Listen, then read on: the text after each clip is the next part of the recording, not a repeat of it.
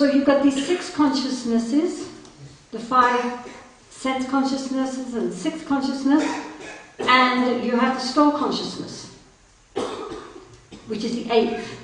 Now they go sort of like that, and in between is the 7th consciousness. Now the 7th consciousness is called, in Sanskrit, it's called the Klesha Manovijnana. And klesha usually means something which is afflictive, but in fact, karmically, it's neutral. And it is the overlay of the conceptual consciousness with the store consciousness, and is the seat of the I idea. Where does this idea come from? If our thoughts are only momentary. It comes, however, from this sense of the vastness of the store consciousness interconnecting with this momentary 6th consciousness. So this 7th consciousness is the seat of our sense of self. Now, this is considered to be, this is where we get to the bit about joy. Okay, don't worry. Come on. This is connected very much with our innate sense of self. And this consciousness is neither positive nor negative. The sense of self, in other words, it's a klesha mano. It's an afflicted consciousness, because the idea of self by its very nature is ignorance. Right? But karmically, it is not good or bad depending on what we do with that sense of self. Right? So in other words, merely having a sense of self, if, for example, that sense of self takes the bodhisattva vow and says, may I in all my lifetimes strive on the Dharma path to attain enlightenment for the sake of all beings. Now all that is nonsense from an absolute point of view, right? Who is this I who's going to strive and get enlightened? And who are these sentient beings we're going to save? As it says in the Prajnaparamita, you vow to save all sentient beings, and yet no sentient being has been saved. Because on a relative level, we make these vows. On an ultimate level, it's all empty. So therefore, this klesha mano vijnana is neither good nor bad. It depends what we do with our ego. We can take our ego with us on the path, or we can indulge our ego more and more and more and go down and down and down. We must remember that until either we attain arahatship in the Theravadan system, or we attain to the 8th bodhisattva level, the 8th bodhisattva level, we are always going to be practicing with an ego. Right? So therefore, even though we might have glimpses of times when suddenly we are freed from all that, and our mind is in a state of non-dual pure awareness, then it all comes up again and we're back to thinking, oh, finally I got it. Isn't that? How many people have had that in meditation? Huh? You know? Suddenly for a moment there's a freedom, and then immediately the ego grasps it and says, oh, now I'm getting somewhere. You know? So, the point is that on the spiritual path, our spiritual path is eventually to dissolve the sense of I and allow the mind to be released and opened into a state which is completely beyond our ordinary conceptual thinking. This is why the Buddha himself hardly spoke about it. He doesn't speak about nirvana, he doesn't speak about enlightenment, he mentions the word, but he hardly speaks about what it is, because anything we say about it is part of the conceptual thinking. It's like trying to explain what is the color red compared with the color yellow to a person who has been blind from birth. How can you? They don't know. Yellow, red, blue. So whatever conceptual ideas they get will not really correspond to what is really true. I've often said, I saw this program once in which they interviewed this Russian Orthodox priest, this Christian priest, and he said that when he was in his novitiate, when he was just starting, he was told that anything you say or think about God is not that. And we could say the same. Anything you think about nirvana or enlightenment or even emptiness, it's not that. Because you can't think about it. By its very definition, it's beyond thought. We can experience it. We can realize it. We can become it. But we can't talk about it or think about it. So anyway, if we really look, there is ultimate truth, there is relative truth. Now 99.9% of the Dharma path is relative truth. This is the Dharma path that we tread still with the idea that I am treading it. That I am a practitioner, that I am going to tame my mind, I am going to keep my vows, I am going to really practice the Dharma from my heart. This is relative truth, right? So what is important, therefore, is to recognize that on the path we have to take our egos with us until the end, when they just dissolve away and we realize it's never existed. Until then, we need to have an I, which is a helpful, useful, cooperative I.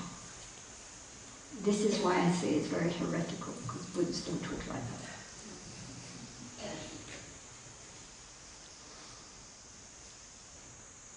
If you have a wild horse,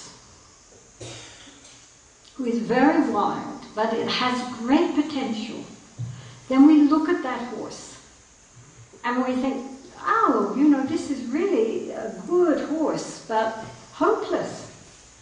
Why? Because it won't do anything we say. I want it to go this way, but the horse has a whole different ideas, and it was never going to do anything. So what do?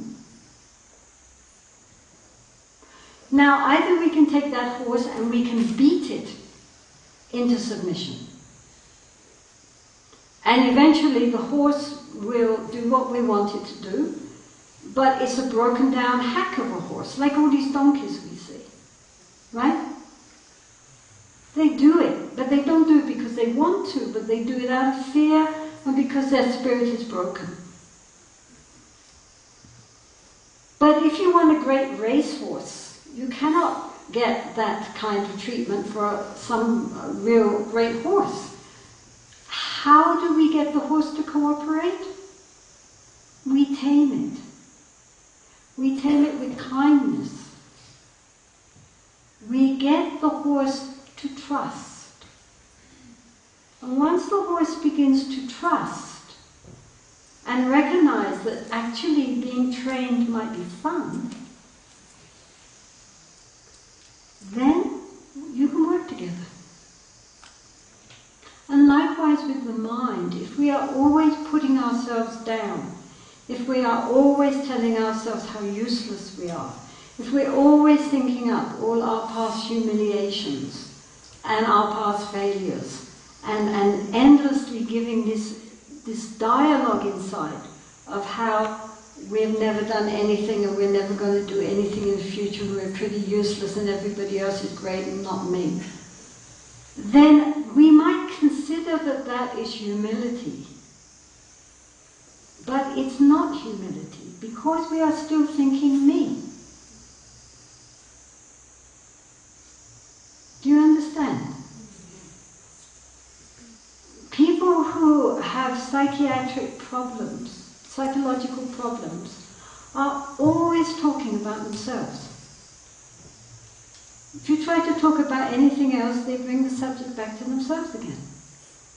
Because their suffering, their sorrows, their problems, their anger, their jealousy, their hurt, their this, their that, it's a center around which everything else goes around. And they can't get beyond that. This is not humility. And this is not, people get the idea that the lower they bring themselves, the more they are going to be genuine Dharma practitioners, because in some texts it says we must regard ourselves as the lowest and everyone else as highest. But it doesn't mean that. When the texts talk about putting ourselves lowest and others highest, it means not considering ourselves of much interest compared with everybody else. If we meet other people, we're more interested in the other people than, oh, what's she thinking about me? What's he thinking about me? Which is what so many people are thinking when they meet others. They're not thinking of the others, they're only thinking of what the others are thinking of them. Isn't that sad? So when the Lojong texts talk about putting ourselves down and others up, just means getting out of the way. When we're with other people, the other people are the most important. Their happiness is what is important.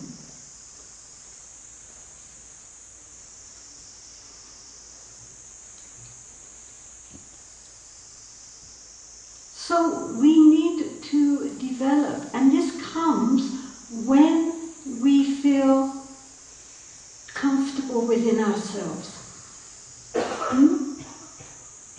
If we have an arm, for example, which has been broken or is injured, then we're very careful of that arm. We protect it. We can't use it. And we just protect it the whole time, and we're very conscious of it, that nobody should touch it, because it's painful, it's injured. When our arm is strong and healthy, we're not even thinking about it. But we can use it for anything. Do you understand?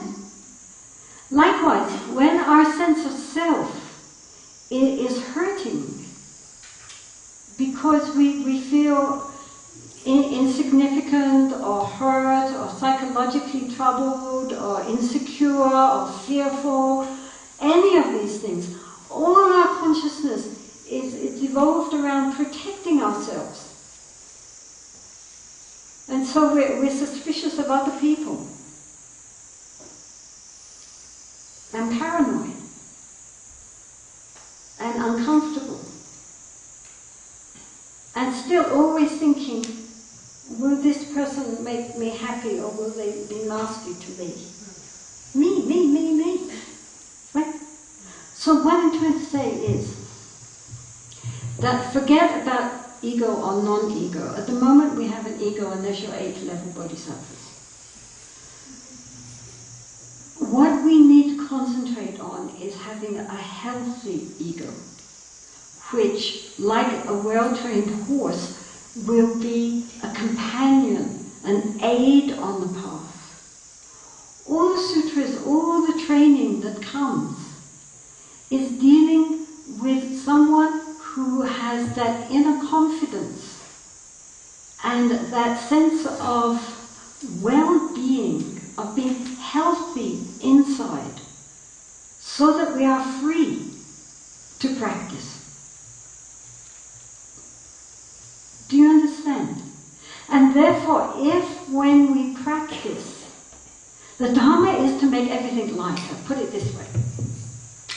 If you consider that the Dharma, the way of viewing things from the point of view of the Dharma, putting others before ourselves, getting our mind more clear, more focused, more mindful, more present, and so forth. Not grasping at things, but able to allow things to flow. Now we have it, now we don't, so what? If recognizing that everything which happens to us during the day is our opportunity for practice. It's not a matter of just when you're sitting on your seat or when you come to a Dharma talk or when some Lama's giving a wand, that's Dharma practice. The rest of the day is just worldly activity. The one thing which we take with us from this Dharma hall down to MacLeod Ganj is our mind. And it's our mind which is going to practice. So, therefore, if you can take, if we consider like the whole of our worldly activity with our work, our relationships, our social life, as being like a kind of big, heavy dough. We're making bread here, right? Heavy dough. Then Dharma, just that attitude of wishing others to be happy. Everyone we meet, may you be well and happy. That acts as a yeast. You don't need a big piece of it, you only need a little bit, And you mix it with the dough. You don't throw the dough out. The dough is necessary. You mix the yeast with the dough, you allow it all to rise up, put it in the oven and cook it, and then it's very delicious and nourishing. Right? So therefore, in other words, the dough mixed with yeast of Dharma should make the whole mixture light. If your life, while practicing the Dharma and integrating, merging your life with the Dharma, therefore becomes lighter, then we are on the right track. If it becomes more joyful, if it becomes, you just feel less concerned with me, and more concerned with giving joy to others' welfare, then the Dharma's working. But if our lives, having come to the Dharma, have become more heavy, more traumatized, more, sort of depressing, then something's wrong.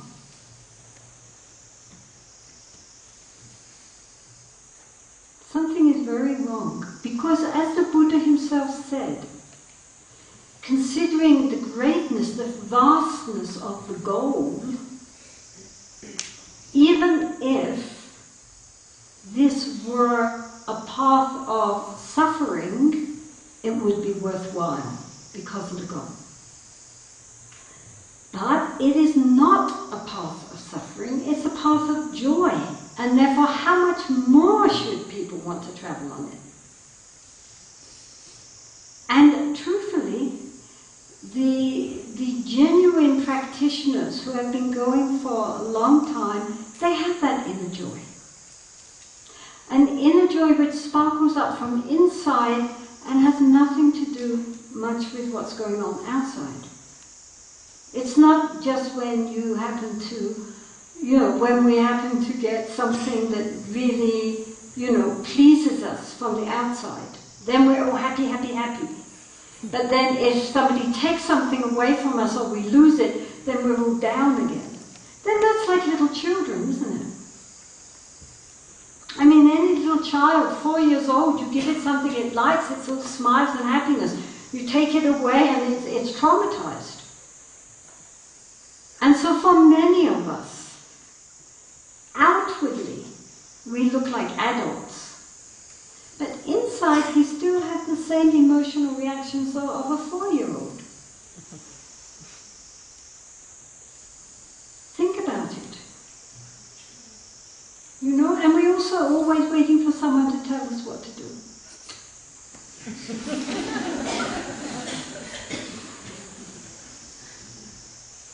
The Buddha called ordinary people like us the childish. And again, the idea is we have to grow up. We have to mature. We have to become adults. Doesn't matter how many grey hairs you have. Inside, often we are still like little children. And we have to learn to grow up. We have to take control of our emotions. We have to be able to see how we are controlled by our feelings instead of being in control. How much we are the slaves to our minds instead of being the masters of our mind. And especially people who have been in the Dharma for some time, we look at our minds and think, So, this is not good.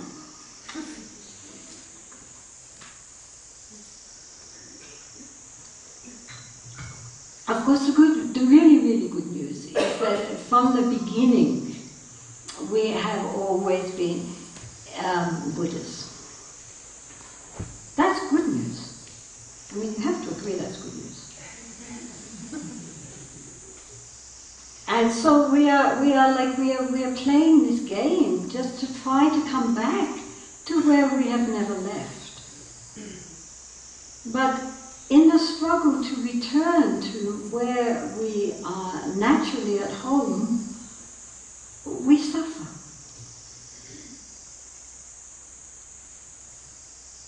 And the Dharma is really a method of taking all these difficulties which come on the path and transforming them into the path. It's very important to recognize that there is nothing which can happen which we cannot take and make use of in order to grow up spiritually.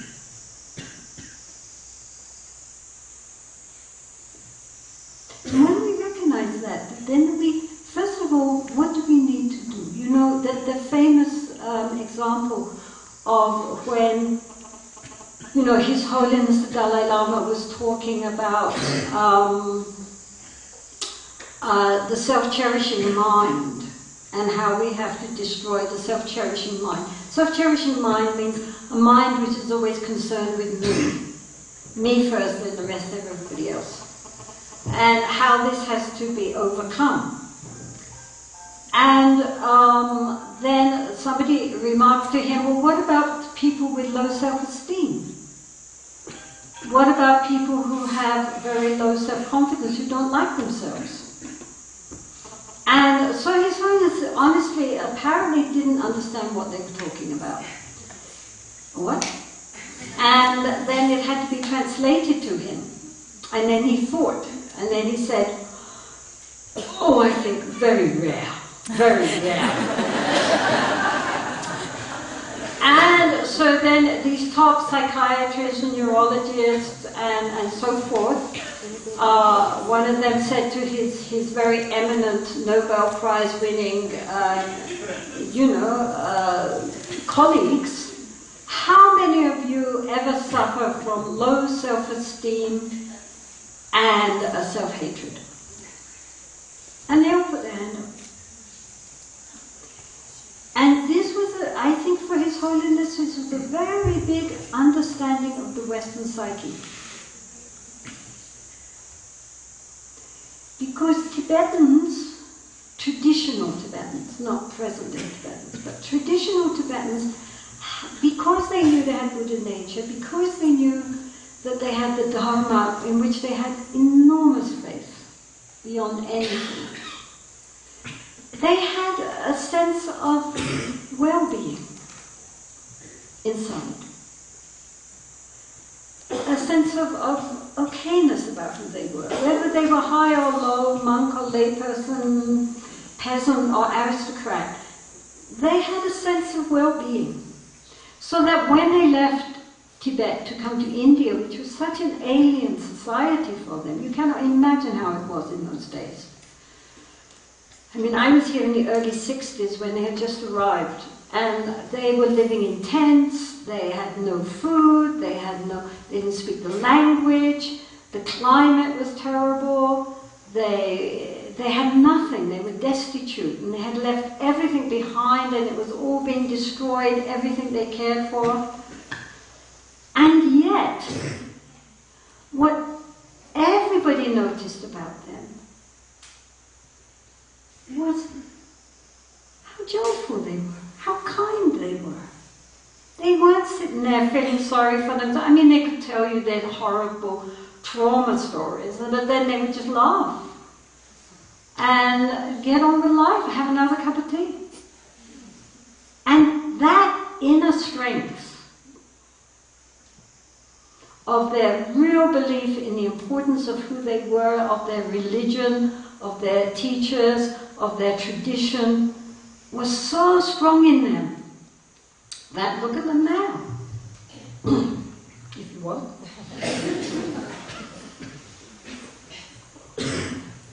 They are certainly the most successful refugee group in the world.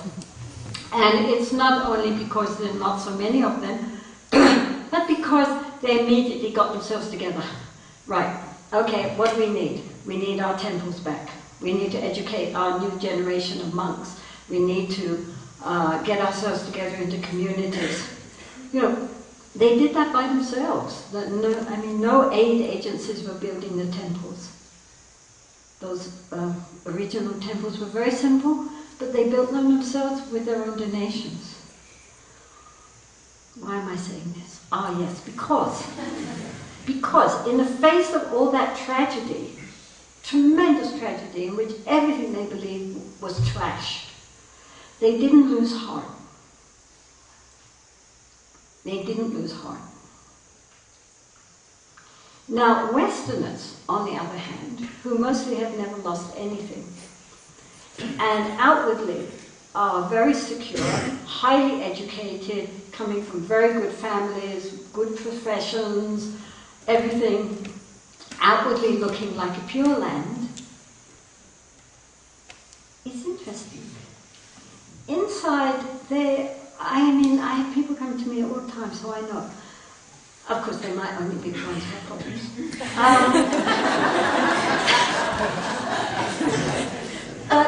This very low sense of self-esteem. I mean, once you get talking to them, then you say, you know, well, what kind of message